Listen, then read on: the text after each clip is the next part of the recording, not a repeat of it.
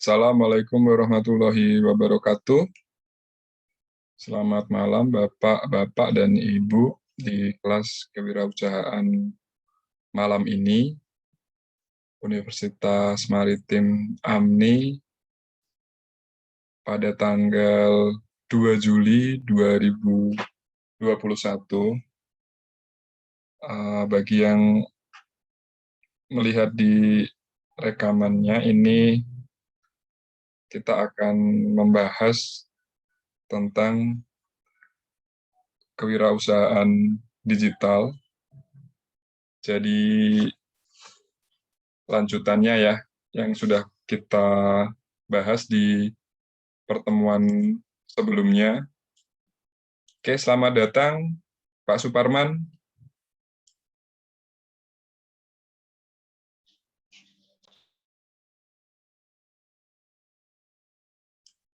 Oke, silahkan mempersiapkan diri dulu, Bapak. Sambil menunggu yang lainnya, kita mulai dulu perkuliahan ini, yaitu dengan bab berikutnya ya. Kemarin sudah kita bahas tentang kewirausahaan, kemudian langkah-langkah seperti apa untuk mempersiapkan, kemudian prakteknya seperti apa, kemudian analisanya seperti apa, sudah kita bahas bersama-sama di pertemuan sebelumnya. Kemudian kita nanti ini akan membahas ya tentang infografis. Jadi kewirausahaan digital tuh rangkumannya tuh seperti apa.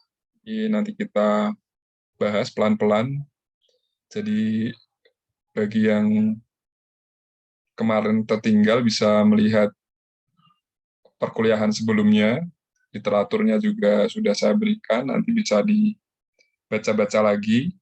Kemudian ini saya tambahkan untuk infografis dan informasi secara singkat ya tentang kewirausahaan digital. Jadi kewirausahaan digital atau technopreneurship merupakan istilah dari pemanfaatan teknologi pada kegiatan berwirausaha.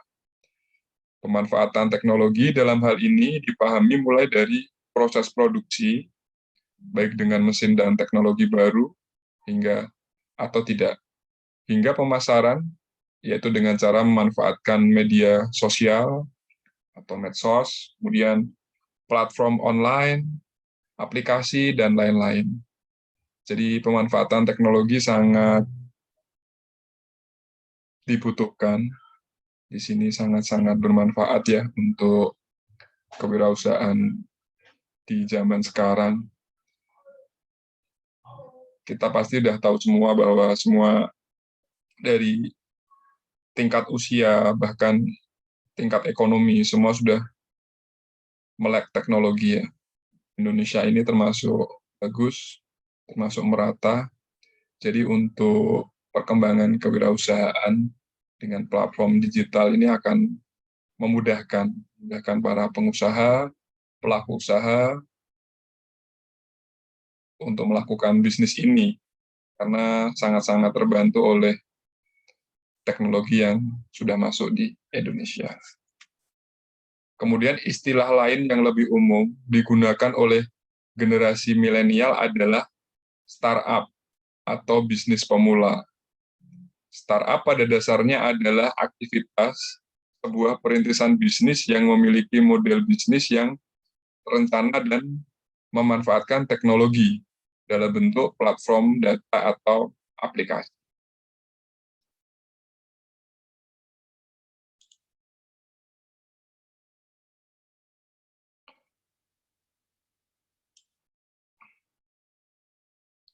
Kemudian kita akan masuk ke sejarah singkat startup.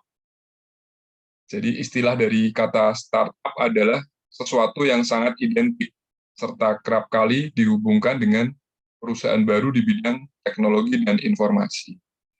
Hal ini berawal ketika startup menjadi populer secara internasional pada masa bubble.com, sekitar tahun 98 hingga 2000-an.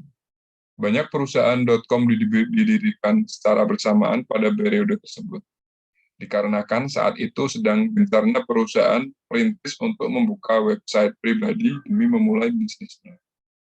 Jadi, kata startup itu sebenarnya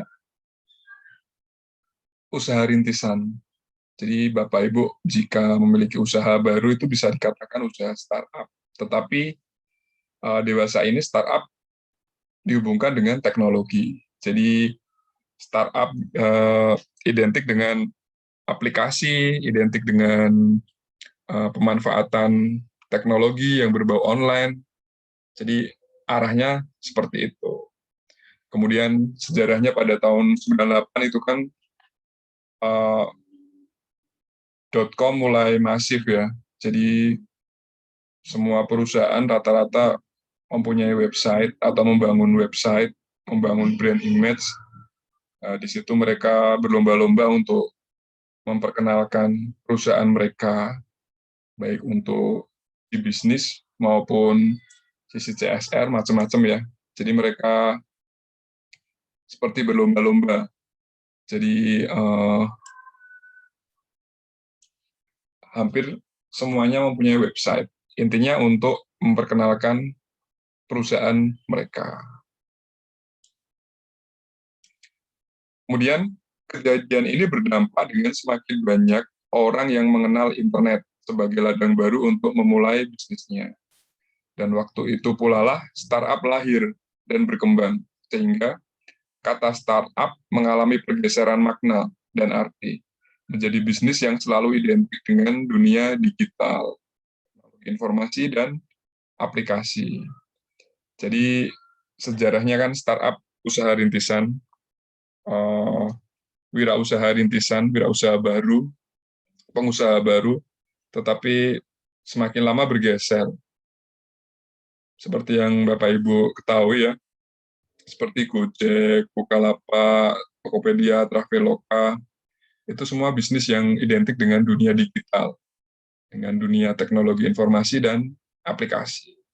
Jadi tinggal kita unduh di cloud atau di Play Store atau di Big Data yang mengkonekkan dengan mereka, kemudian kita masuk ke aplikasi, di situ sudah tertata semua.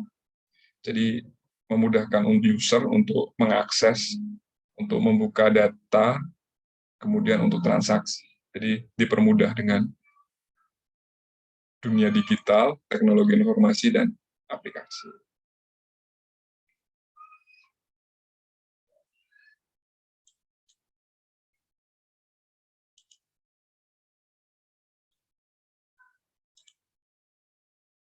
Kemudian kita masuk ke karakteristik startup. Yang pertama, usia perusahaan. Ilustrasinya jika ibu hamil, ibarat sebuah perusahaan, maka anak yang baru lahir bisa diibaratkan bisnis baru yang akan dijalankan, yang baru berumur kurang dari 3 tahun. Jadi usia kurang dari 3 tahun bisa dibilang perusahaan startup awal. Kemudian yang kedua, jumlah karyawan minimalis. Pada umumnya startup memiliki jumlah karyawan yang sedikit, kurang lebih 30 orang. Jadi saat ini seperti yang Bapak Ibu alami ya, perusahaan itu tidak harus meng-hire banyak karyawan. Mereka kadang hanya founder, co-founder, dan running man. Jadi sekarang itu semua terbantu ya dengan database, dengan cloud, kemudian ada third party, enggak usah meng-hire karyawan banyak sebanyak-banyaknya, mungkin hanya founder, co-founder, dan manager. Cukup 3 orang aja udah jalan. Jadi semua bisa dipihak tigakan, atau sekarang ada istilah outsourcing, mitra, dan lain-lain sebagainya. Seperti halnya perusahaan sekarang ya, perusahaan taksi tapi tidak punya mobil. Kemudian startup hotel, tapi dia tidak punya gedung, tapi hotelnya banyak. Contohnya seperti itu. Taksi tidak punya mobil, tapi mobilnya ada banyak. Seperti GoCar dan GrabCar. Kemudian startup hotel. Dia tidak punya gedung, tapi hotelnya banyak. Seperti Oyo, Red Doors, dan lain sebagainya. Agoda, dan lain sebagainya. Jadi, jumlah karyawan memang sangat minimalis. Mereka lebih ke founding-nya ya, lebih ke modal, investasi, dan sistem. Mereka membangun sistem di mana sistem itu mereka tidak banyak memiliki karyawan. Mungkin yang saya bilang tadi hanya 3 orang atau lebih ya, di sini kurang dari 30 orang. Oke. Jadi memang semua udah ada pihak yang membantu.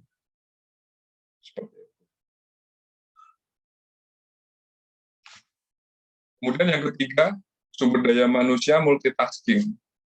Meskipun berawal memiliki karyawan yang relatif sedikit, namun karyawan memiliki talenta terbaik dan ahli yang berada di bidangnya masing-masing.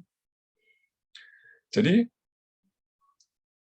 bisa dikatakan multitasking itu tidak seperti mungkin zaman saya dulu 10 tahun yang lalu atau 15 tahun yang lalu ya. Jadi karyawan A hanya mengerjakan tugas A aja. Sekarang sudah bergeser Bapak Ibu. Jadi ya dia juga manajer, dia juga running man, dia juga pelaksana. Jadi tidak terkotak-kotakan lagi dengan pekerjaan atau job desk yang seperti zaman dulu, tetapi mereka lebih istilahnya lebih ngawai gitu. Artinya merasa memiliki karena mereka di perusahaan startup yang notabene memang perusahaan kecil secara hierarki ya. Jadi karyawan sampai founder atau kepemilik hanya berapa langkah aja. Jadi mereka secara batin memang beda dengan perusahaan-perusahaan besar atau perusahaan-perusahaan yang sudah jalan lama karena di startup itu memang dipangkas, seperti itu dipangkas. Jadi mereka kadang kerja tidak memakai bilik ya, kerja bersama. Jadi dalam satu ruangan, mereka bekerja bareng tanpa sekat, tanpa batasan, diskusi langsung. Berantem ya berantem langsung di situ, artinya berantem yang sehat ya. Di sini mereka terbuka karena ya mereka meminimalisasi budget ya untuk bikin banyak ruangan. Jadi kebanyakan sih banyak yang hanya satu studio aja, satu ruangan. Di situ mereka berdiskusi, bekerja bersama untuk membangun bisnis mereka. Itu tidak hanya terjadi di dalam tanda kutip perusahaan digital ya. Sekarang perusahaan-perusahaan yang baru-baru pun seperti itu juga. Mereka baru merintis usaha, kewirausahaan yang baru, mereka entrepreneur muda, barulah istilahnya baru, mereka juga banyak yang seperti itu, membuka usaha tanpa sekat, tanpa di sini artinya seperti tadi, hanya sedikit orang yang terlibat dan mereka bekerja sama. Karena memang di sini poinnya di modal ya. Mereka tidak mampu untuk membayar banyak orang atau meng-hire banyak karyawan. Jadi poinnya di sini yang saya tekankan sumber dayanya multitasking. Jadi mau nggak mau, suka nggak suka, harus bisa gitu. Awalnya memang belum bisa, pada akhirnya mereka akan bisa. Karena memang tuntutan zaman, tuntutan keuangan juga yang tidak memungkinkan perusahaan itu meng-hire banyak karyawan. Kemudian yang keempat adalah semangat kerja tinggi. Selain itu, karyawan yang bekerja di startup umumnya berasal dari kaum milenial yang berusia muda dan melek teknologi. Biasanya perusahaan ini didirikan oleh anak muda berkisar 20-35 tahun, sehingga dengan rentang usia tersebut masih memiliki banyak keinginan yang selalu ingin dikejar, yang diiringi dengan semangat yang menggebu-gebu. Jadi poinnya semangat kerja tinggi, karena mereka merasa perusahaan baru, kalau nggak fighting ya nggak survive. Kemudian poin yang kelima yang penting ya, umumnya bergerak di bidang teknologi. Meski pengertian sesungguhnya sebuah startup, namun tidak harus selalu di bidang teknologi. Seringkali kita temui beberapa startup yang ada saat ini pasti memiliki di bidang teknologi. Jadi umumnya sih bergerak di bidang teknologi. Tapi boleh nggak sih Pak, misal saya bikin perusahaan startup jualan bawang merah, bawang putih, atau cabai. Boleh, banyak seperti itu. Jadi anak-anak muda itu sudah mulai menemukan ya ritmenya seperti apa. Sekarang jamu segala macam yang dibilang kuno, tradisional, banyak disulap untuk menjadi perusahaan yang lebih tereng ya, dalam artian ya lebih keren. Tetapi poinnya bukan di situ sih. Poinnya ya mereka bisa melihat peluang bahwa teknologi itu mudah untuk digenggam. Jadi mereka jualan berambang bawang ya, istilahnya berambang bawang, lombok gitu. Sudah, mereka ke marketplace, mereka tawarkan langsung, mereka buka iklan, dan lain sebagainya. Kemudian yang keenam, website menjadi sarana utama. Perusahaan startup pastinya memiliki website pribadi untuk menjalankan segala pekerjaannya, yaitu untuk menawarkan dan mempromosikan produk yang dijual. Bisnis yang mereka jalankan meliputi jasa online yang pengoperasiannya menggunakan aplikasi pada yang selalu terhubung dengan website perusahaan itu sendiri. Di sini yang dimaksud website juga bisa aplikasi ya. Intinya ada big data yang di situ bisa diakses oleh supply dan demand. Jadi produsen dan konsumen bisa bertransaksi atau berkomunikasi. Kemudian yang ketujuh, konsumen startup adalah prioritas. Target dari berdirinya sebuah startup adalah untuk memperoleh konsumen sebanyak-banyaknya. Oleh karena itu, startup selalu menghadirkan inovasi-inovasi untuk memanjakan setiap konsumen yang dimiliki. Jadi, inovasi yang terjadi saat ini sangat luar biasa ya. Jadi, Bapak Ibu bisa lihat banyak sekali perusahaan startup yang kebanjiran modal. Jadi, secara modal itu mereka berlebih, resource-nya berlebih karena potensinya sangat besar. Artinya apa? Di sini perusahaan startup bisa memberikan jaminan, bisa memberikan pandangan yang jelas di masa depan mereka akan seperti apa. Contoh saja yang nyata, Gojek, Grab, mereka selalu berbagi promo, berbagi istilahnya bakar uang. Sebenarnya itu bukan bakar uang, itu investasi. Dengan cara kita memberikan promo, memberikan program royalti kepada customer akan terbiasa dengan barang dan jasa yang kita tawarkan. Otomatis mereka akan terbiasa. Yang kedua, akan ketagihan ya. Jadi kalau udah terbiasa, udah ketagihan, suatu saat gak ada promo, nggak masalah dong, karena aku sudah terbiasa dan sudah dipermudah dengan aplikasi tersebut. Jadi konsumen startup menjadi prioritas itu.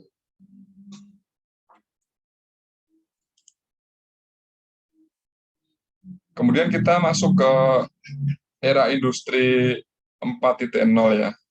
Jadi di industrial 4.0 atau revolusi industri 4.0 itu dalamnya terdapat automation, big data, cloud computing, autonomous, Internet of Things, IoT, atau data management. Di sini autonomous adalah sebuah proses di mana objek benda yang menggunakan suatu perangkat elektronik dapat dijalankan secara otomatis tanpa menggunakan suatu alat penggerak, yaitu menggunakan remote control. Jadi otomasi industri ya, di sini otomasi industri. Mungkin Bapak Ibu sudah terbiasa dengan istilah PLC, microcontroller, kemudian mikroprosesor. Sekarang eranya udah naik lagi. Jadi PLC, microcontroller, kemudian mikroprosesor, bahkan sekarang udah nggak menggunakan alat untuk kita sentuh ya, sudah dihubungkan dengan nirkabel, dengan broadband, dengan WiFi, dengan device, dengan remote ya, bisa kita remote dari mana aja. Jadi memang eranya sudah mendukung. Nah, inilah kelebihan dari era industri 4.0.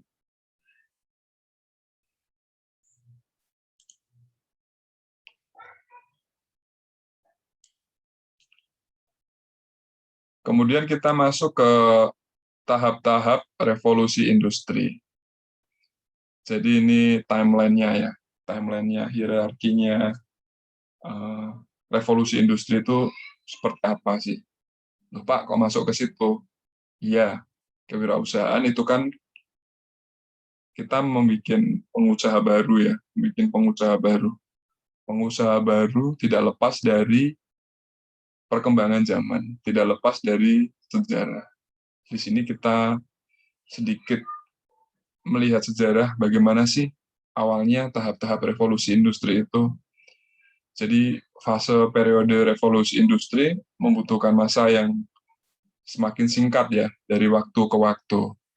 Karena untuk revolusi industri yang pertama zaman dulu, yaitu penemuan mesin uap yang mendorong munculnya kapal uap, kereta api, mesin-mesin dan lain-lain, itu terjadi di mediu 1800-an. Jadi di abad ke-18 terjadi revolusi industri. Itu kalau bisa kita ingat-ingat di Eropa ya. Di Eropa itu ditemukannya mesin uap. Mesin uap itu nanti bisa mengkonversi energi dari bahan bakar fosil ataupun batu bara ya. Kalau mereka bakar kemudian bisa menghasilkan energi, energi bisa menjadi listrik, bisa menjadi apapun, whatever itu konversinya. Intinya dengan penemuan mesin uap mendorong munculnya beberapa mesin-mesin yang kita gunakan sampai sekarang. Kemudian revolusi industri yang kedua yaitu di tahun 1900-an ya. Jadi penemuan listrik dan assembly line yang meningkatkan produksi barang. Jadi mulai ditemukannya listrik. Kalau di awal tadi kan revolusi industri pertama itu baru secara mekanikal ya, penemuan mesin uap. Kemudian baru ditemukannya listrik. Berkembang lagi nih, meningkatkan beberapa device yang awalnya dengan mesin-mesin mekanikal konvensional berubah menjadi listrik. Seperti halnya mobil ya. Jadi penemuan awal itu kan mesin mobil dengan bahan bakar. Berkembang dengan mobil elektrik. Mobil elektrik sebenarnya sudah ada. Dari tahun 1940-an itu sebenarnya sudah ada mobil listrik. Nah, cerita sedikit ya. Jadi revolusi industri itu juga tidak sepenuhnya merubah apa yang dipakai orang sehari-hari. Sebagai contoh, mobil dengan tenaga non-listrik ya, seperti yang kita gunakan saat ini. Kenapa mobil listrik tidak berkembang, padahal sudah ditemukan pada tahun 1940-an? Ya, karena banyak kepentingan. Di sini kita masuk ke politik akan sangat-sangat kompleks sekali kalau diceritakan. Mungkin nanti bisa kita diskusikan ya tentang politik ya di apa namanya di kaitannya dengan perkuliahan ini ya. Kaitannya dengan perkuliahan ini Bapak Ibu bisa bisa melihat juga government, kemudian pemangku jabatan, pemangku kepentingan, pengambil keputusan itu juga merubah arah kebijakan dan arah teknologi yang akan kita hadapi. Jadi sangat kompleks ya. Artinya menarik ini untuk dikaji. Kemudian kita masuk ke revolusi industri ketiga ya, hampir sebelum tahun 2000-an. Di situ inovasi teknologi informasi, kemudian komersialisasi, kemudian ditemukannya komputer, itu mulai merubah juga, langsung berubah lagi. Dari pertama tadi, revolusi industri pertama adalah penemuan mesin-mesin mekanikal, kemudian revolusi industri kedua poinnya lebih ke elektrikal, jadi sudah berbeda lagi ya, sudah berbeda lagi zamannya. Kemudian yang ketiga, poinnya berada di teknologi informasi. Itu pijakannya sekarang sebelum masuk ke revolusi industri 4.0. Kemudian kita masuk ke revolusi industri keempat ya, itu di beberapa tahun terakhir ini. Di situ kegiatan manufaktur terintegrasi melalui penggunaan teknologi wireless dan big data secara masif. Jelas ya. Jadi pencapaian di revolusi industri pertama, kedua, ketiga dirangkum, artinya dirangkul dengan revolusi industri yang keempat ini. Semua masuk ke sini, Internet of Things. Semuanya dilakukan dengan komputer. Tanpa kabel, tanpa bersentuhan, semua bisa terjadi. Jadi, untuk berkomunikasi kita tidak membutuhkan kabel, tidak perlu bersentuhan. Kemudian untuk menyimpan data, kita tidak perlu membawa flash disk, membawa kotak, membawa data yang harus kita sajikan, tidak perlu. Kita bisa menyimpan di cloud, tersimpan di big data, bisa di server atau aplikasi. Jadi sekarang ini yang kita alami di revolusi industri 4.0. Kemudian kita masuk ke revolusi industri 4.0 ya. Di sini wajah kegiatan ekonomi dunia saat ini bisa kita lihat di infografis. Saat ini berbagai macam kebutuhan manusia telah banyak menerapkan dukungan internet dan dunia digital sebagai wahana interaksi dan transaksi. Di sini bisa coba saya klasifikasikan ya. Di sini ada sharing ekonomi. Sharing ekonomi bisa berupa fintech dan lain-lain. Jadi e-money. Kita tidak perlu membawa uang. Kita hanya butuh username dan password. Di situ kita bisa bertransaksi. Itu namanya sharing ekonomi. Kemudian electronic education. Kita kuliah seperti ya saat ini yang kita lakuin. Kita tidak perlu tatap muka. Kita tidak perlu datang ke kelas karena kita sudah menggunakan jaringan, kita bisa berkomunikasi jarak jauh. Levelnya sama apa enggak? Sama. Tidak ada yang berubah, tidak ada yang berbeda. Hierarkinya tetap sama. Kita bisa berhubungan, kita bisa berkomunikasi, kita bisa berdiskusi, bisa berdebat, bahkan kita bisa berantem. Jadi di sini tidak ada yang berubah. Jadi kita hanya dipisahkan oleh jarak saja. Nah, itu bisa dihilangkan atau bisa dikesampingkan karena memang arahnya seperti ini ya, education seperti ini. Kemudian e-government. E-government, pemerintahan sekarang sudah terangkum, sudah mempunyai suatu data, di situ bisa diakses bersama-sama dari Sabang sampai Merauke, jadi bisa menghemat dana ya untuk rapat kerja yang biasanya dilakukan di pusat, di Jakarta, di kementerian, di mana sekarang bisa online.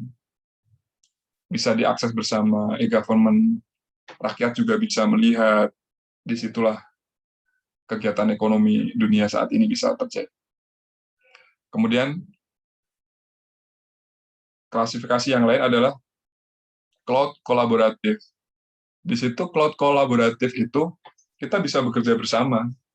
Kita mengerjakan suatu proposal atau bikin reporting atau membuat suatu bahasan. Kita tidak perlu menulis sendiri-sendiri, tapi kita bisa bekerja bersama dengan satu file, dengan satu platform ya. Di situ cukup kita menggunakan satu link, kita bisa bekerja bersama. Bisa berupa Google Drive atau Cloud atau Dropbox, bermacam-macam. Kemudian masuk ke selanjutnya adalah ke marketplace. Nah, ini yang menarik ini. Artinya semua senang di marketplace ini. Semua bisa berbelanja, bertransaksi secara online. Tidak ada batasan. Kita bisa pesan berapa sebanyaknya. Di situ jelas penjual dan pembelinya jelas. Karena di situ biasanya sudah ada review, sudah ada nilai ya. Apapun itu, penilaiannya, parameternya seperti apa, pasti ada. Karena marketplace ada pihak ketiga. Nah, disitulah penjamin dana antara pembeli dan penjual. Transaksi aman di situ. Kalau zaman dulu, kita tidak ada pihak ketiga, tidak ada marketplace, susah ya. Kita mau beli, katakanlah mau beli suatu barang, spare part. Kita pesen ke si A. Nah, kita pesen si A, kita transfer dulu. Kita nggak tahu si A itu barangnya seperti apa. Tidak ada review, tidak ada apa ya namanya, tidak ada historis yang bisa kita jadikan acuan, dan yang lebih lagi, tidak ada penjamin dana. Di situ kita benar-benar transaksi buta ya, datang ya syukur, enggak ya syukur, itu zaman dulu. Sekarang tidak seperti itu. Kalau masih ada yang seperti itu, ya sangat-sangat kasihan ya, karena itu rawan dengan penipuan. Itu dalam bisnis tidak akan berjalan lama. Ya, kemudian online health service. Oke, online health service jelas kesehatan sekarang bisa online, ada dokter, ada bermacam-macam ya. Di situ kita bisa konsultasi. Nah, di sini poinnya di kewirausahaan ini adalah kita membuka banyak bidang ya. Khususnya kita di bidang teknik keselamatan.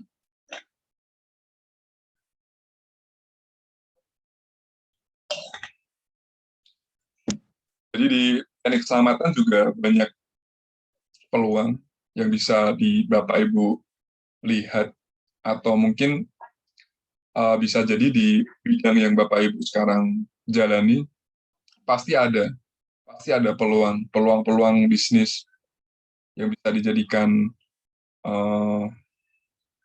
gambaran ya, atau mungkin jika suatu saat bergerak di kewirausahaan, ini sudah ada gambaran. Jadi dengan adanya diskusi kita dalam kuliah kewirausahaan ini, minimal Bapak Ibu ada gambaran. Kemudian lanjut lagi di smart manufacturing. Smart manufacturing itu seperti halnya misal saya contohkan Schneider atau Omron. Dia suatu manufaktur, suatu perusahaan industri yang sudah terkoneksi ya secara komprehensif. Mereka membuat sistem, di situ dia memproduksi, dan di situ kita sudah bisa memanfaatkan hasilnya. Kemudian smart city banyak didengungkan di beberapa kota nih, termasuk kita di Jakarta, Bandung, Semarang, Surabaya, berubah-ubah menjadi smart city. Smart city seperti apa? Smart city ya semua terintegrasi, bahkan kita ngomongin kewirausahaannya, iya, semua terintegrasi. Jadi mereka bisa berjualan online, mereka bisa laporan pajak secara online, terbantu dengan adanya smart city ini. Banyak kota-kota yang berlomba-lomba untuk memanjakan warganya. Tujuannya apa sih? Ya sebenarnya untuk meningkatkan kemakmuran ya dengan adanya teknologi informasi ini. Jadi kegiatan ekonomi dunia sudah sangat sangat maju ya saat ini ya. Tinggal kita mau membreakdown apa enggak, mau mempelajarinya apa tidak, itu semua pilihan kita sendiri masing-masing. Kemudian yang selanjutnya adalah smart appliance. Smart appliance itu seperti Internet of Things. Jadi semua device sekarang bisa kita lihat, bisa kita atur ya, bahkan lampu, CCTV, listrik tetangga pun bisa kita atur ya. Bisa kita atur, kita hanya dengan gadget, kita bisa sambil rebahan gitu, kita bisa mengatur, oh lampu depan mau tak nyalain, lampu belakang matiin, atau lampu tetangga saya mau tak matiin, atau lampu rumah saya yang di kota A, kota B, rumah saya ada banyak, bisa saya atur ya di sini. Nah, itu masuk ke smart appliance. Jadi seperti itu ya Bapak Ibu.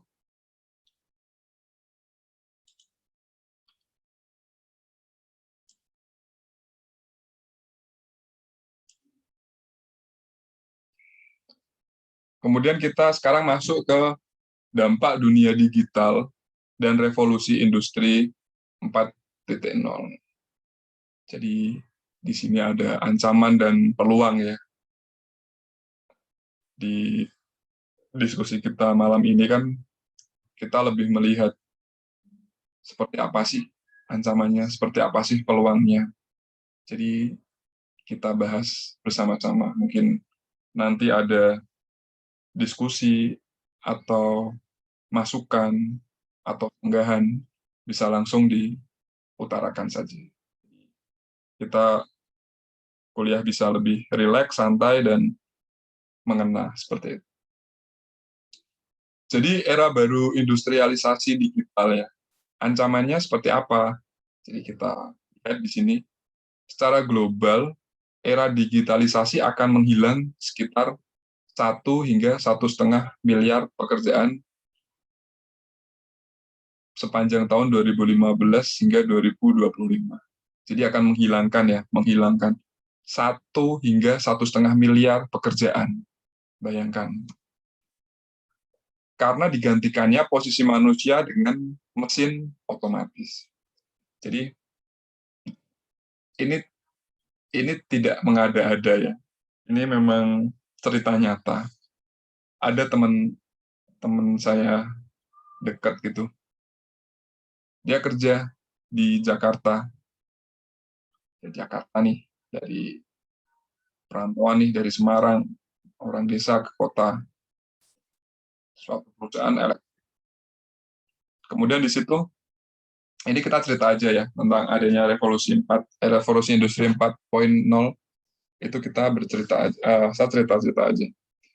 Jadi dia masuk nih di perusahaan elektrik, perusahaan asing ya. Di situ dia masuk, dia ditantang. Kamu di CV punya keahlian microcontroller nih, PLC, dan lain sebagainya. Tolong dong, bikinin saya lengan robot untuk membantu, awalnya gini, untuk membantu karyawan yang jika mereka tidak berangkat bekerja, bisa digantikan oleh lengan robot itu. Dengan cara mereka bisa melakukan pekerjaan karyawan itu. Awalnya seperti itu. Jadi teman saya ditantang nih untuk bisa membuat suatu sistem tools atau lengan robot untuk membantu karyawan sebagai quality control atau sebagai operator lah dalam suatu pabrik itu. Oke, masa ditantang 3 bulan nih harus jadi. Dia kerjain 1,5 bulan udah jadi. Udah dia bikin prototipenya, dalam tempo 2 bulan sudah jadi prototipenya. Memasuki bulan ketiga, dia dihadang nih sama karyawan yang tadi dibilang pimpinannya adalah untuk membantu karyawan itu. Katanya seperti ini, Pak, Mas, kita sama-sama kerja nih, tapi jangan matiin kerjanya orang dong. Nah, teman saya bilang, loh, saya nggak tahu Pak, saya bikin suatu sistem, suatu lengan robot untuk membantu Bapak. Jadi saat Bapak tidak berangkat, ada yang menggantikan. Dia diroyok nih, Pak, Bu. Dia nggak tahu apa loh. Saya salah apa? Kemudian, gini Mas, karena Mas bikin alat ini, kita jadi di PHK nih. Kaget kan teman saya. Loh, saya nggak tahu Pak. Arahnya perusahaan seperti itu saya nggak tahu. Saya di-hire untuk membuat suatu konsep atau suatu tools ya untuk membantu perusahaan ini. Nggak bisa gitu, Mas. Karyawannya gitu, Pak. Jadi, di situ bisa kita ambil kesimpulan ya, dengan contoh yang simpel itu. Peran teknologi sudah bisa menggantikan manusia. Jadi, secara global di era digitalisasi, memang benar akan menghilangkan 1 hingga 1,5 miliar pekerjaan sepanjang tahun 2015 hingga tahun 2025. Ini berdasarkan paper ya. Jadi analisa ini tidak hanya bualan, tapi memang benar-benar paper yang jurnal yang ada dasar penelitiannya. Jadi memang trennya seperti itu, Pak. Mungkin Bapak Ibu juga ada masukan di tempat Bapak Ibu pasti juga ada seperti itu ya. Sudah mulai dikurangin, mulai digantikan dengan mesin. Itu hanya contoh cerita aja. Oke, kita lanjutkan lagi dengan ancaman yang berikutnya. Ini kita kok bahasnya serem ya, ancamannya. Jadi sebenarnya bukan ancaman ya. Ini ancaman memang benar ancaman, tapi sebagai tantangan. Tantangan kita harus menyikapinya seperti apa. Jadi diestimasi bahwa di masa yang akan datang, 60% murid SD di dunia akan bekerja pada pekerjaan yang belum pernah ada di hari ini. Bisa dibayangkan ya. Jadi seperti anak saya ini masih SD, 65% dari mereka akan bekerja pada pekerjaan yang belum pernah ada di hari ini. Bahkan kita saat ini udah melihat pekerjaan itu udah bermacam-macam ya, udah bermacam-macam dan kadang ngikutin aja udah nggak ada waktu, nggak sempat, kita udah repot dengan berbagai macam. Itu besok anak-anak kita akan bekerja, ya, anak-anak kita akan bekerja di pekerjaan yang tidak ada di hari ini. Bisa dibayangkan pekerjaan macam apa besok akan mereka lakukan. Ini dalam tanda kutip pekerjaan apa tuh secara positif ya. Jadi memang saat ini ada pekerjaan namanya programmer. Ada yang paling gampang adalah programmer. Jadi di 50 tahun yang lalu kan nggak ada namanya programmer itu seperti apa. 25 tahun yang lalu juga nggak ada programmer. Sekarang ada web developer, pekerjaan web developer. Berapa puluh tahun yang lalu nggak ada itu web developer. Ada sekarang pekerjaan big data developer, big data engineer. Nggak ada tuh berapa puluh tahun yang lalu.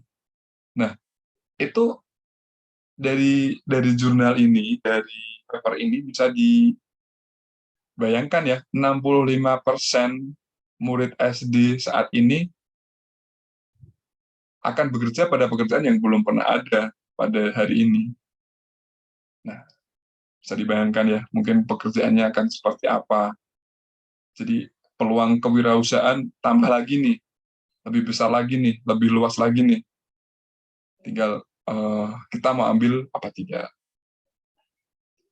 Kemudian tadi kita udah membicarakan tentang ancaman ya, ancaman untuk menjadikan tantangan.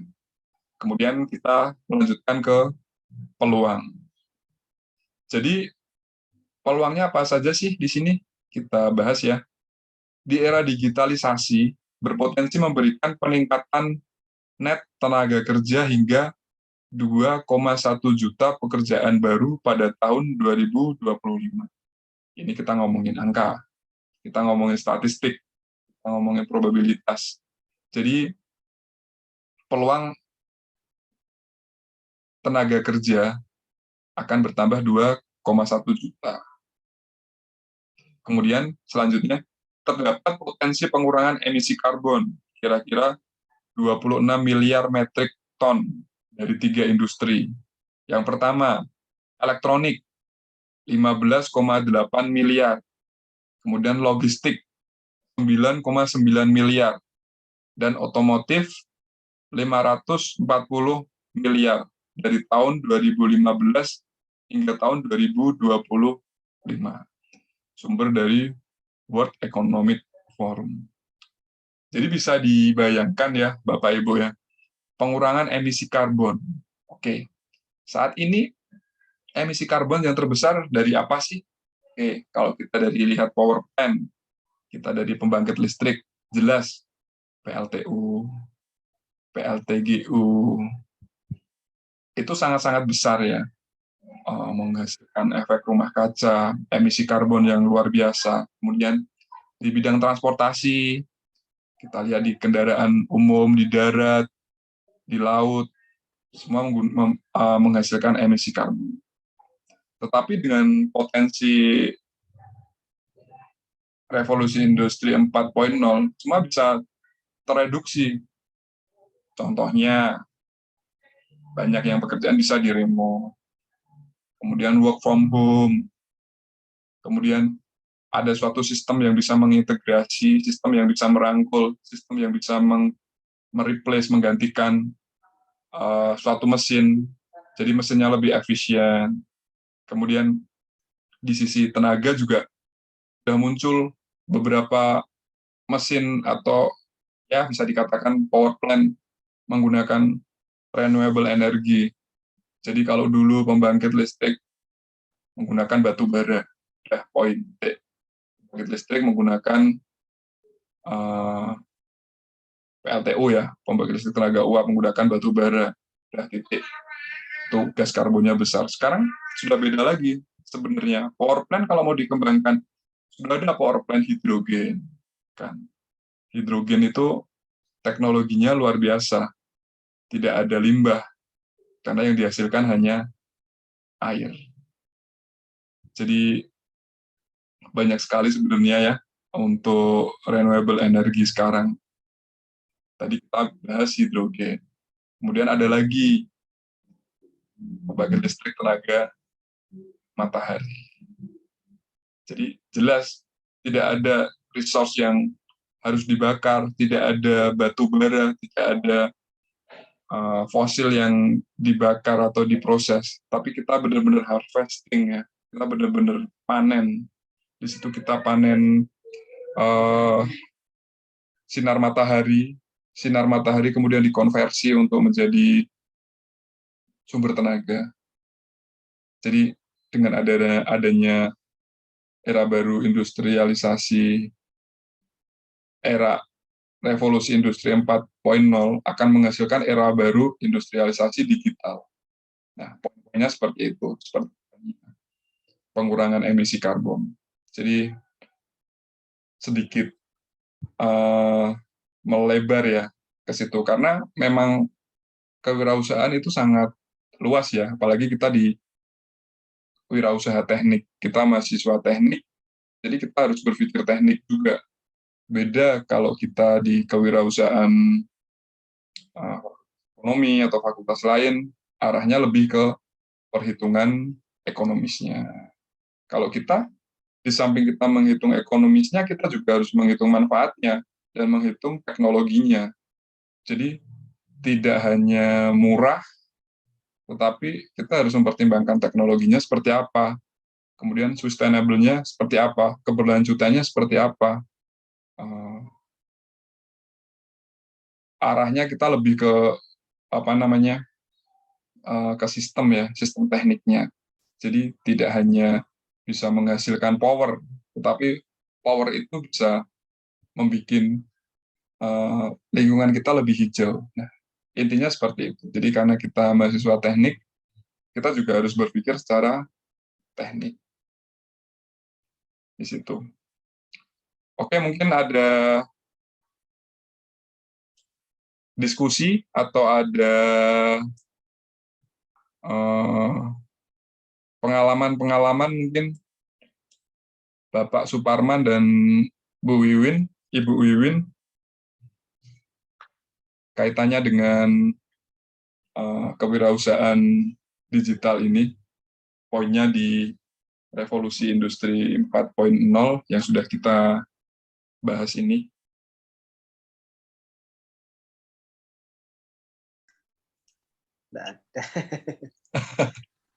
Belum ya Pak ya? Iya Pak. Tapi gimana Pak? Menarik apa membosankan Pak? kita ngobrol-ngobrol aja sih Pak. Sebenarnya pokok bahasan yang coba kita bahas bareng ya. Ini kita belajar bareng sih. Yang kita pelajari bareng ini sebenarnya menarik apa enggak? Sangat menarik ini. Menarik ya Pak. Iya. Yeah. Iya Pak. Sama Pak. Bagi kita baru semua karena istilahnya kita di era yang sama ya. Kita juga mengalami telepon koin ya Pak ya. Kita mengalami telepon koin, kita mengalami kompor minyak gas. Sekarang kita udah bergeser dengan telepon dengan selular, kemudian kompor kita sudah menggunakan gas atau kompor listrik. Jadi memang kita berada di era yang sama. Jadi memang pergeseran ini memang ya luar biasa sih, menarik untuk dikaji seperti itu, Pak. Mungkin Bu Wiwin ada pengalaman-pengalaman yang bisa di-share, Bu Wiwin? Belum sih, Pak. Belum ya, Bu? Iya. Iya. Jadi kalau ada diskusi atau ada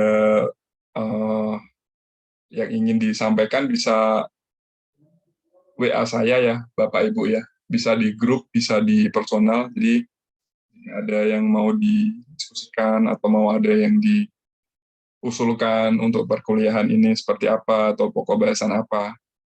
Saya terbuka ya Bapak Ibu ya, karena kita sama-sama belajar, outputnya juga pengen memperkenalkan ya kewirausahaan, khususnya kewirausahaan digital ini kepada Bapak Ibu semua. Teman-teman lagi pada sibuk ya ini, belum bisa bergabung. Kayaknya tadi begitu, Pak. Pada Ya, siapa? Nggak apa-apa. Iya, saya aja ini mohon maaf Pak, sambil saya tinggal kerja. Saya sambil kerja. Jadi Bu, nggak apa-apa Bu. Terima kasih Bu. Saya sih fleksibel. Yang penting setiap saya kuliah saya coba untuk record ya. Jadi teman-teman yang nggak bisa hadir bisa melihat secara online. Jadi untuk absen biar tidak ada kendala. Seperti itu ya Bapak Ibu ya. Jadi kita saling support aja. Kita saling ngerti lah, maksudnya ngerti kesibukan masing-masing. Saya juga kondisi COVID ini harus kerja, harus memikirkan beberapa hal, faktor-faktor non-teknis nih, banyak kerabat dan saudara yang kena juga jadi sedikit gangguan ya, karena harus ikut mikir, harus ikut prihatin. Ya sama sih, Bapak Ibu juga seperti itu. Semuanya kondisinya sama karena COVID ini. Oke, mungkin insya Allah sampai sekian dulu untuk perkuliahan malam ini. Terima kasih untuk kehadirannya, rekan-rekan mahasiswa, Pak Suparman, Bu Wiwin, dan rekan-rekan lainnya nanti yang akan menyimak secara online. Saya tutup perkuliahan malam ini. Terima kasih. Assalamualaikum warahmatullahi wabarakatuh. Waalaikumsalam warahmatullahi wabarakatuh. Matur suwun, Pak. Ya, terima kasih Bapak Suparman, Bu Wiwin.